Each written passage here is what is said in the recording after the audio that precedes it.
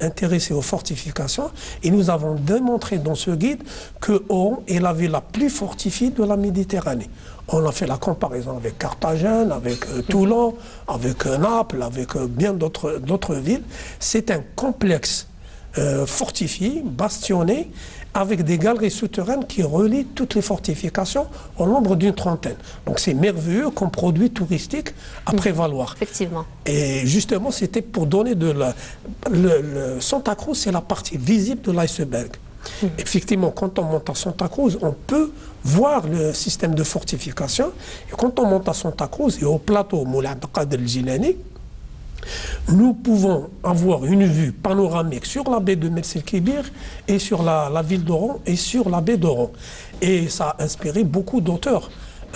Jean Grenier est un romancier qui a dit à un certain moment, quand il a visité Oran, rien n'est plus beau, rien n'est plus significatif pour celui qui aime du même amour l'Afrique et la Méditerranée que de contempler leur union du haut de Santa Cruz. C'est beau. C'est magnifique, fabuleux.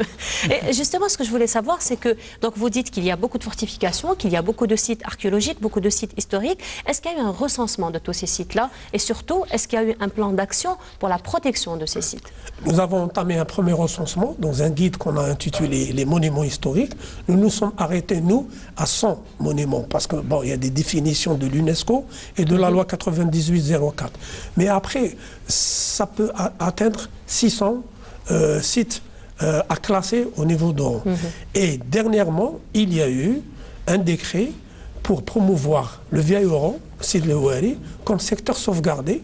Et donc, il va y avoir tout un processus, il va y avoir un plan de sauvegarde, tout un processus de réhabilitation, et donc un certain nombre de produits touristiques qui vont émerger et être vraiment très visibles.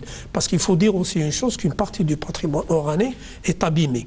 Oran ne tournait pas uniquement le dos à la mer, comme disait Camus, mais à un certain moment même au patrimoine, parce que la ville moderne s'est étendue et elle s'étend vers l'est et vers le sud. Et maintenant, il faut retourner au site originel de la fondation d'Oran, c'est-à-dire Sidi El Houari. La deuxième caractéristique que nous avons remarquée, et donc ça peut être un atout pour la ville d'Oran, c'est l'architecture. Donc nous avons presque toutes les tendances architecturales du 19e et du 20e siècle, de l'osmanien, du napoléonien, de Louis-Philippe, du néo-mauresque comme la gare d'Oran, exceptionnelle en Méditerranée. Et surtout, nous avons de l'art nouveau et de l'art déco. Et nous avons recensé presque tous les quartiers d'Oran disposent d'immeubles art déco. Nous n'avons pratiquement pas de rival. Il y avait Casablanca et Alexandrie, mais avec la prochaine édition d'un guide sur l'art déco, je pense que Oran peut être proclamée ville art déco de la Méditerranée. Espérons bien. Une autre facette aussi du patrimoine de la wilaya d'Oran, l'artisanat.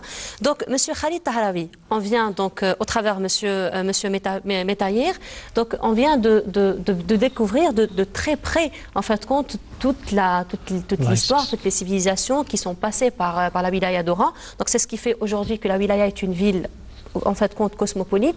Alors sur le plan artisanal, est-ce qu'on peut dire que la wilaya se distingue par un produit artisanal particulier, ou bien est-ce qu'elle touche à pratiquement plusieurs produits, vu qu'elle a connu plusieurs civilisations?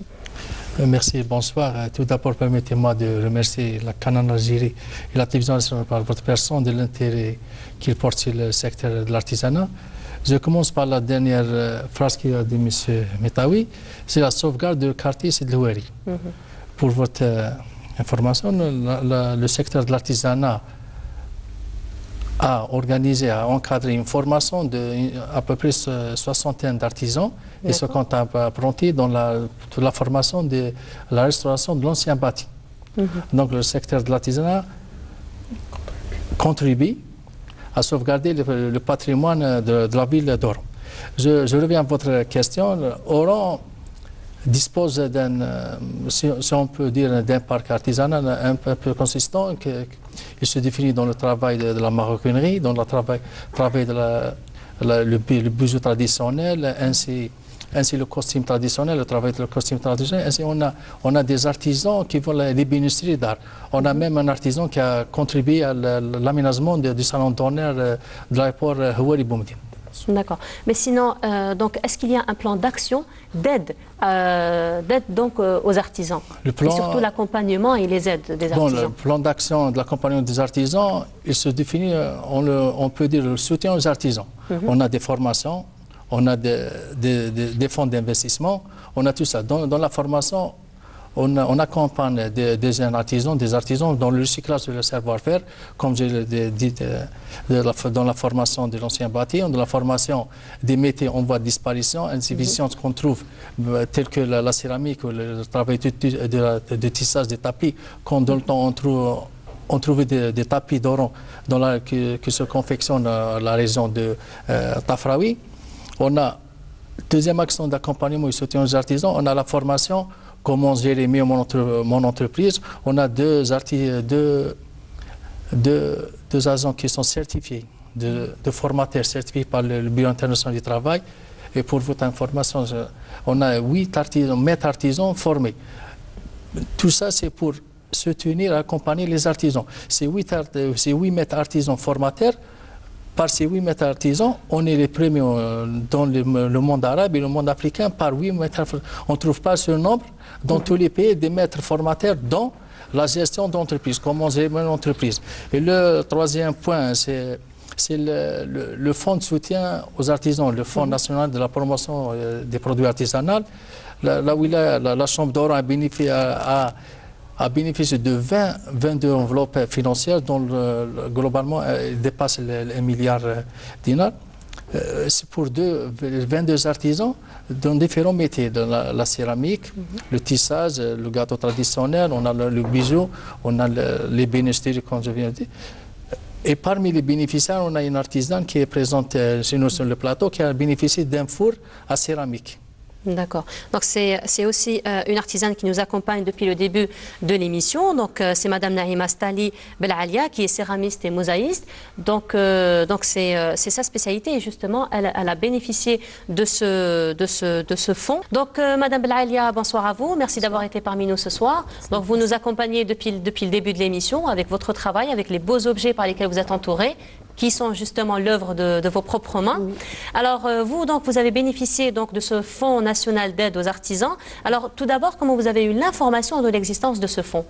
Bon, avant, c'est-à-dire le jour où j'ai déposé mon dossier pour c'est-à-dire avoir la carte d'artisan, j'ai eu cette information. On nous a dit qu'il y a un fonds spécial, c'est-à-dire c'est le ministère. C'était juste, j'avais l'information, c'était 10 millions. C'était juste pour acheter un tour à céramique, juste un tour. Voilà, c'est l'information que j'avais. Et donc ça vous a intéressé et de suite donc vous êtes lancé? Non, c'était pas pour le tour. C'est-à-dire je suis céramiste de formation, j'ai fait des études d'art et c'est un choix.